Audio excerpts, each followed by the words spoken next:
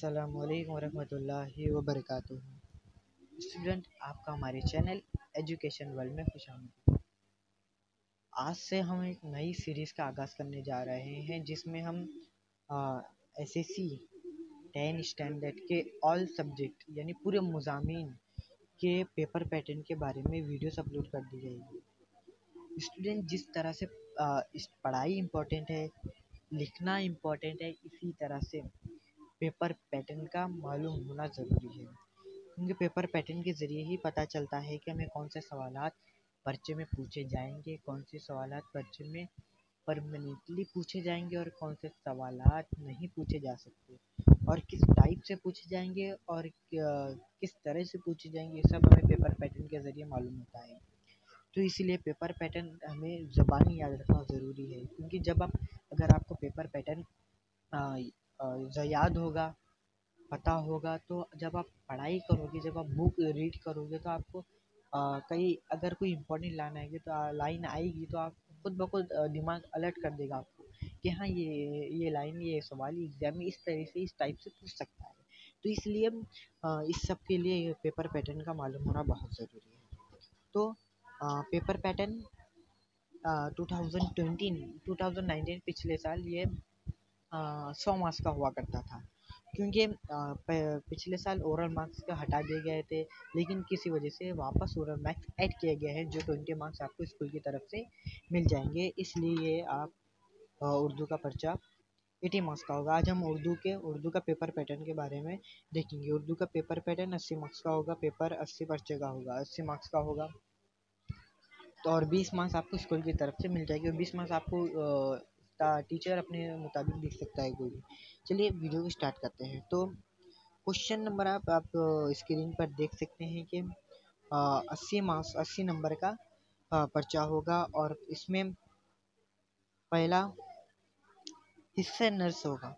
मतलब आपको दरसी किताब में से कोई भी, मतलब आप जितने सबक है, पूरी किताब में से कोई भी एक पैसेज आपको पर्चे में दे देगा, और नीचे कुछ क्वेश्चन दे देगा कि आपको उसके आंसर पैराग्राफ में से, पैसे इक्तबास में से ढूंढ के आपको लिखना होगा। तो पहला दरसी इक्तबास होगा, 7 नंबर का होगा, और इसमें सवाल नंबर 1 के अलिफ में आपको 3 सवाल पूछेगा, जिसमें आपको पहले सरगर्मी बराए तफहम, यानी आपको कोई भी एक किताब में से एक पैसेज दे देगा 2 नंबर का, मतलब दरसी इक्तबास से कोई एक सवाल देगा 2 नंबर का, और देख सकते हैं कि ये इसमें आपको कोई ऊपर जो पैसेज देगा उस पर एक सवाल पूछेगा, तो वो 2 नंबर का होगा। फिर वही पैसेज से रिलेटेड आपको और एक क्वेश्चन पूछेगा, वो भी 2 मार्क्स का होगा। अब आप देख सकते हैं कि ये पहले एक क्वेश्चन था जो ग्रामर से रिलेटेड था, तो ये हटा दिया गया है, ओरल की वजह से आने से हटा दिया गया है अभी। और आपको फिर क्वेश्चन नंबर 3, सवाल नंबर 3, मतलब एक क्वेश्चन नंबर 3 पूछेगा आपको, इस टाइप से पूछेगा। ये आपको 3 नंबर का होगा। ये आपको ज़ाती राय देनी होगी। वो आपको ज़ाती राय देने के लिए पूछ सकता है कि ज़ाती राय मतलब आप अपने जज्बात, अपने ख़यालात में आप लिख सकते हैं, कुछ भी लिख सकते हैं आप, लेकिन वो क्वेश्चन से रिलेटेड होना ज़रूरी है। ये 3 नंबर का है। आप इसमें अगर आपको कोई क्वेश्चन नहीं भी आता है, तो आप प्लीज़ इस क्वेश्चन नंबर 3 में जो ज़ाती राय है आप उस पर लिखिए, आपको ज़रूर मार्क्स मिलेगा। तो हम आगे चलते हैं।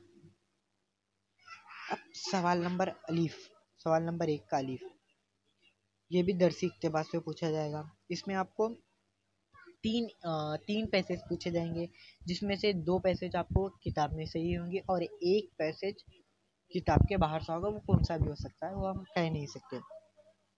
तो आप देख सकते हैं कि इसमें आपको एक दरसी किताब का कोई भी एक पैसेज दे देगा जो 7 नंबर का होगा, और इस पैसेज यानी इक्तबास के बिना पर आपको नीचे 3 सवाल पूछेगा। सवाल नंबर 1 2 मार्क्स का होगा, सवाल नंबर 2 2 मार्क्स का होगा, और सवाल नंबर 3 नंबर का होगा। ये ज़ाती राय, इसमें आपको ज़ाती राय देनी होगी। मतलब आपको जितने भी इक्तबास आएंगे, आपको ज़ाती राय कंपलसरी आपको लिखना ज़रूरी होगा।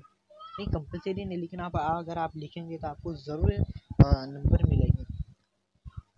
अब हम देख सकते हैं आपके 300 वाली 7 नंबर का होगा, 2 2 3 7 नंबर हो गए। अब हम आगे बढ़ते हैं।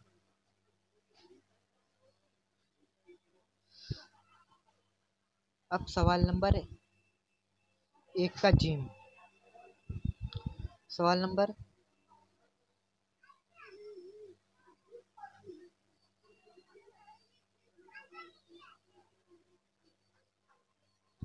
सवाल नंबर 1 का जिम एक गैर दर्शी इक़्तिबास होगा। मतलब आपको किताब में से नहीं देगा वो पैसेज, आपको किताब के बाहर से दे सकता है, कोई भी दे सकता है। हो सकता है 7 स्टैंडर्ड का हो या कोई 9 का हो या पिछली जमात का हो, कोई भी हो सकता है। वो अपनी मर्ज़ी से एग्जामिनर आपको अपनी मर्ज़ी से कोई भी एक इक़्तिबास आपको दे देगा। और इसके ऊपर आपको 2 सवाल होंगे। गैर दर्शी इक़्तिबास 2 सवाल होंगे और पूरा इक़्तिबास 4 नंबर का होगा। सॉरी, पूरा इक़्तिबास आपको 4 नंबर का होगा। और इस पैसेज पे आप मतलब इस इक़्तिबास पर आपको 2 क्वेश्चन दे देंगे। पहला क्वेश्चन आपको 2 नंबर का होगा और दूसरा क्वेश्चन आपको 2 नंबर का होगा। मतलब इसमें कोई 2 और ग्रामर जॉइंट थे जो आपको निकाल दिया गया है, ओरल आने की वजह से निकाल दिया गया था। आपको ये होगा। फिर अब हम आगे बढ़ते हैं। अब इधर से हिस्सा नज़्म शुरू होगा, मतलब आप नज़्म से शुरू हो जाएगा। आप देख सकते हैं नज़्म का टोटल 16 मार्क्स है, 16 नंबर होगा। नज़्म से आपको पूरा 16 नंबर मिलेंगे, मतलब ये पूरे नज़्म से 16 नंबर के पूछेगा। चलिए हम आगे बढ़ते हैं।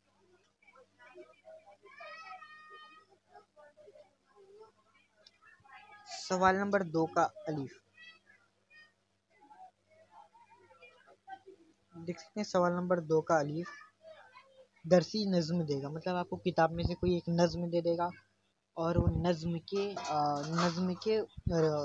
से ही आपको कोई 3 क्वेश्चन देगा।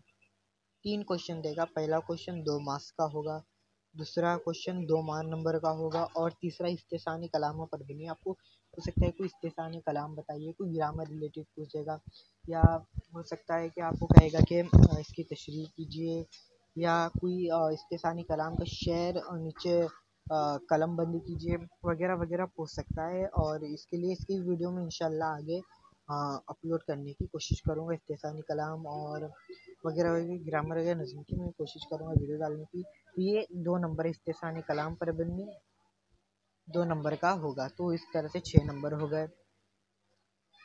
और इसके बाद आप क्वेश्चन नंबर 2, सवाल नंबर 2 का बे, ये आपको गज़ल देगा, ये आपको गज़ल पूछेगा, कोई मतलब आपको किताब में से कोई एक गज़ल पूछेगा, और इसमें ये 6 नंबर की होगी गज़ल। इसमें से आपको गज़ल में से आपको कोई 3 क्वेश्चन पूछेगा। वो 3 क्वेश्चन 2-2 नंबर के होंगे।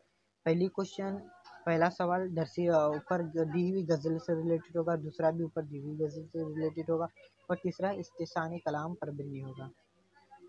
ये भी आपको 2 नंबर होगा, 2 नंबर। इस तरह से आपको पूरे 6 नंबर हासिल हो जाएंगे। फिर अब हम आगे बढ़ते हैं। अब आएगा सवाल नंबर 2, सवाल नंबर 2 का जीम, जिसमें आपको कता रुबाई दोनों में से कोई एक पूछी जाएगी। हाँ सही है, आप क्वेश्चन नंबर 2 के सवाल नंबर 2 के जिम में आपको कता या रुबाई दोनों में से कोई एक पूछी जाएगी। हाँ, हम कह नहीं सकते, कोई भी पूछ सकता है, इसमें से कोई आपको एक पूछी जाएगी। और फिर इसके बाद आपको कता या रुबाई इनमें से कोई एक पूछा जाएगा और इसी के बिना पर आपको नीचे 2 क्वेश्चन पूछेगा जो कि 2 नंबर के होंगे। तो पहला क्वेश्चन 2 नंबर का होगा और दूसरा जो ज़ाती राय के सरगर्मी की, मतलब कोई आपको कुछ क्वेश्चन पूछेगा और उसमें आपको ज़ाती राय देना होगा, तो वो 2 नंबर का होगा। इसी तरह से आपको 2 नंबर पूरे हासिल हो जाएंगे। और हो सकता है वीडियो काफ़ी लंबी हो जाए, लेकिन आप प्लीज़ वीडियो पूरे देखें ताकि आपको समझ आ जाए कि कौन से सवाल किस टाइम में पूछ सकता है। अभी आगे और इजाफी मालूमात में ये होगा कि आपको उर्दू का जो लास्ट लेसन है, सबक है कि उसका नाम हाँ, किस्सा सोती जागते का। ये एक ड्रामा है जिसमें आपको इसकी 3 क्वेश्चन पूछेगा, इसमें से आपको 2 करने हैं और एक क्वेश्चन के मार्क्स नंबर 3 नंबर का होगा। आपको इनमें से कोई 2 करना होगा। तो इनमें से आपको कोई 2 करने पर आपको पूरे 6 नंबर में हासिल होंगे। और इसमें से आपको पूछ सकता है कि एक किरदार की वजाहत कीजिए, या कह सकता है कि किरदार की रोशनी पर वजाहत कीजिए, इसके खूबी बयान कीजिए, और कह सकता है कि मंज़र बताइए। और हो सकता है कि आपको कोई मंज़र पूछे, या हो सकता है कि आपको इन दोनों के ताल्लुकात पूछे, या ये भी हो सकता है ऐसे कई सारे जो सबक आपको पूरे रीड करना होगा, वो सबक में से कहीं से भी आपको एक सवाल पूछ सकता है। तो आपको लिखने आना चाहिए, ये बहुत इम्पोर्टेंट है। आपकी छः छः नंबर आपको कंपलसरी हासिल होना आपकी जेब में चाहिए कंपलसरी, तो आप अच्छे नंबरात उर्दू में हासिल कर पाएंगे। और चलिए अब आगे बढ़ते हैं।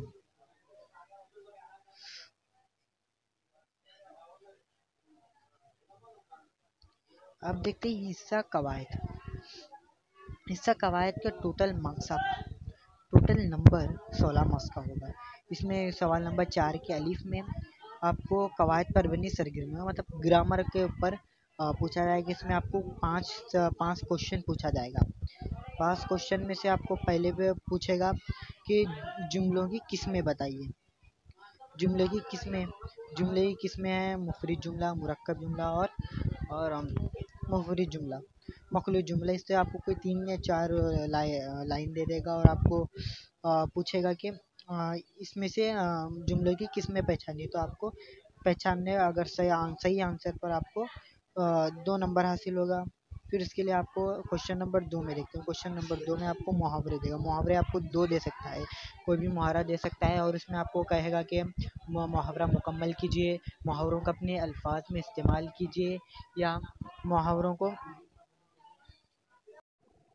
तो इस तरह के क्वेश्चन मुहावरे में पूछ सकता है। अब चलते हैं कहावतें। ये भी आपको 2 नंबर का होगा। तो ये कहावतें भी इस तरह से दे सकता है कि कहावतों को अपने अल्फाज में इस्तेमाल कीजिए, या कहावत को सही करके लिखिए, या कहावत को बोले आधा हिस्सा थोड़ा दे देगा और आगे का खाली दे देगा, डैश डैश दे देगा, आपको मुकम्मल करना होगा। इस तरह की कोई कहावतें पूछने के लिए दे सकता है। और अब चलते हैं क्वेश्चन नंबर 4। ये सनत पूछेगा, ये कि सनतें आपको इसमें से कहेगा कि कोई 2 अशार दे देगा, अशार दे देगा, और उसमें से कहेगा कि आपको सनत की किस्म पहचाननी है। तो सनत हो सकता है सनत मुबालगा, सनत तस्हीह, सब सनतें आपको याद होना ज़रूरी है। इसमें से कोई आपको सही लिखने पर आपको 2 नंबर हासिल होगा। अब इस नाफ़े सुकन में से आपको कोई कहते हैं कि जैसे हम्द है, हम्द की तारीफ़ क्या है?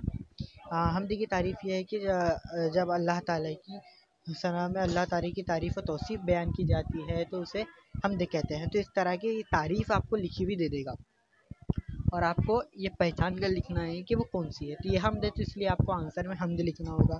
यह भी हो सकता है कि आपको हम्द दे दे और आपको इसकी तारीफ़ लिखनी है। इस तरह के कई इसनाफ़े सुकून बहुत सारे हैं जिसे आपको याद करना। इसनाफ़े सुकून के बाद अब आगे बढ़ते हैं। सवाल नंबर 4 का बेन। सवाल नंबर 4 का भी एक अमली कवायद पर मबनी होगा। इसमें आ, आपको 2 सवाल पूछेगा। इसमें इसमें आपको 5 सवालात पूछेगा। इसमें से पहले क्वेश्चन पर चलिए हम देखते हैं कि इस्नाफ़े सुकून तो मुकम्मल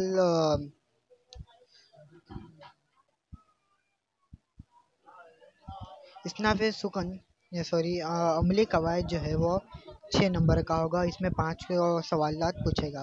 पहला सवाल ज़कीर अल्फाज पर होगा कि आपको कई सारे अल्फाज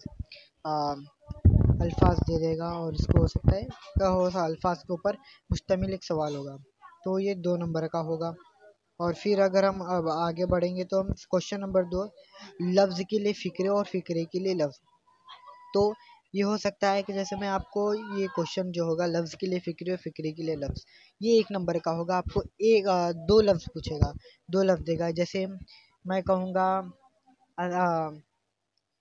کہتے ہیں حکم دینے والا، حکیم وغیرہ وغیرہ جو ہے نا، جیسے ظلم کرنے والا، ظالم. تو آپ کو ہو سکتا ہے کہ یہ لکھ دے کہ ظلم کرنے والا، تو آپ کو فقرے میں لکھنا ہوگا ظالم. یہ ہو سکتا ہے کہ آپ کو ظالم دے تو آپ کو وہ لکھنا ہوگا کہ ظلم کرنے والا.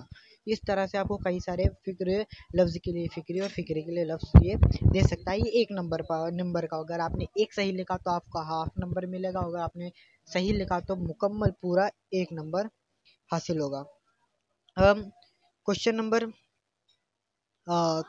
3 پہ چلتے ہیں.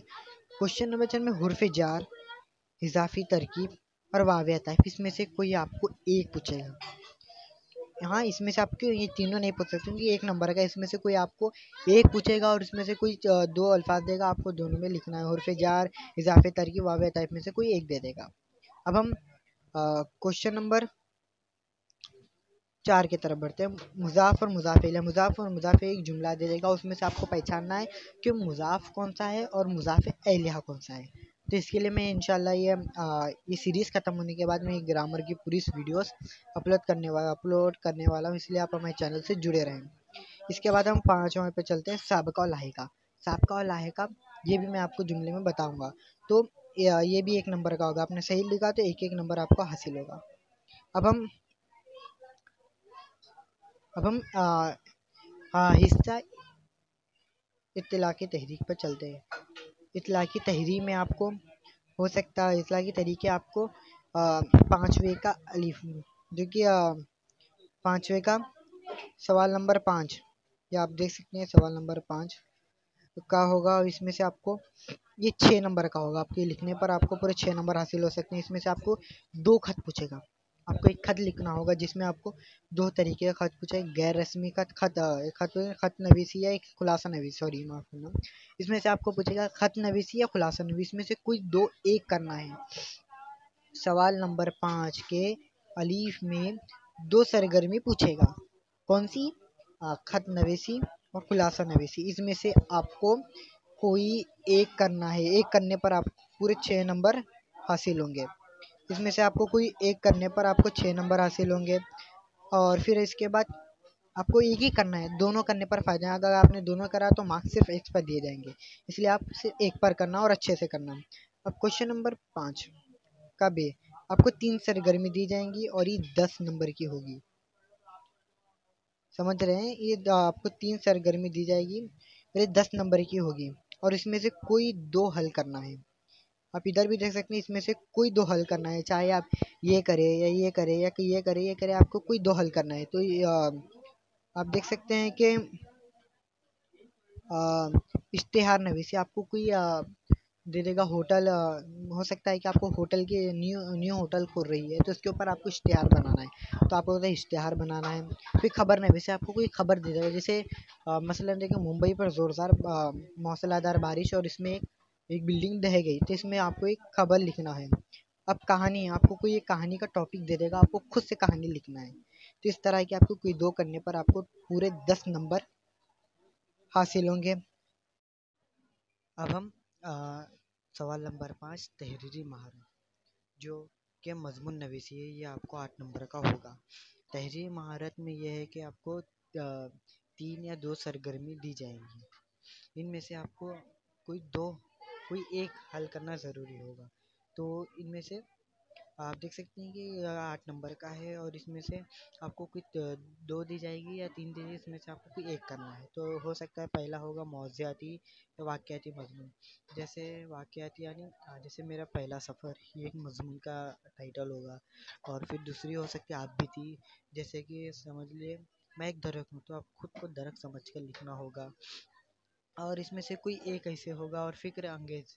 اب آپ سوچیں گے فکر انگیز مضمون. فکر انگیز مضمون یہ ہوگا کہ جیسے کاش میں وزیر اعظم ہوتا، کاش میں جادوگر ہوتا وغیرہ. یہ فکر انگیز ہے جس میں سوچنا پڑتا ہے. تو ایسے مضمون آپ کو لکھنے پر کم سے کم زیادہ لکھنا ہوگا. کم سے کم 1-2 پیج کا لکھنے پر آپ کو آپ کی کہانی اور آپ کے لکھنے کا انداز، الفاظ اور گرامر وغیرہ لکھنے کا اچھے رہے تو آپ کو پورے نمبر حاصل کیے جا سکتے ہیں. 8 میں سے نمبر دیے جائیں گے. اگر آپ دیکھ سکتے ہیں کہ یہ ہمارے اردو کا پورا پیپر پیٹرن ہو گیا ہے. اگر آپ کو یہ ویڈیو پسند آئے تو پلیز میری ویڈیو کو لائک کریں، شیئر کریں اور کمنٹ کریں. اور ہمیں چاہے اگر میں اس کے لیے اور نیکسٹ ویڈیو لاتا رہوں گا، اس کی سیزن ہے، اور نیکسٹ ویڈیو میں آپ کو انشاءاللہ اور ایک پیپر پیٹرن کریں گے. شکریہ.